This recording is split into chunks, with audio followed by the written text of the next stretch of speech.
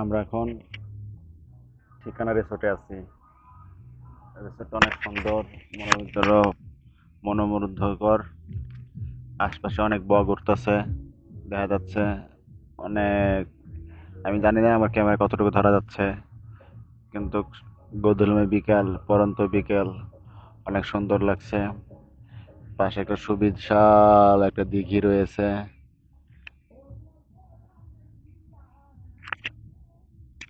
একবার সূর্য অস্ত যাবে, যাচ্ছে সূর্য অস্ত।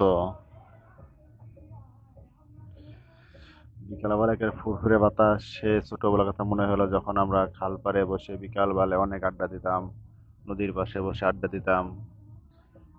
কিন্তু সময়ের স্রোতের কারণে এখন আর আড্ডা দেওয়া যায় না। আসলে ছোটবেলার দিনগুলো অনেক সুন্দর ছিল, অনেক আনন্দময় ছিল, অনেক মধুর ছিল। উম, তখন যা ইচ্ছা তাই করতে পারতাম, বাট এখন অনেক ইচ্ছা থাকলেও সময় হয় না, ইচ্ছা থাকলেও অনেক কিছু করা যায় না। এটাই নিয়ম, বাস্তব। দেখেন, সে একটা বিমান উড়ে যাচ্ছে, দেখি মাঝে মাঝে উড়ন্ত বাহন, যাকে আমরা এয়ারলাইন্স বা বিমান বলে থাকি, সে উড়ে যাচ্ছে। উম, মাঝে মাঝে অনেক মাছ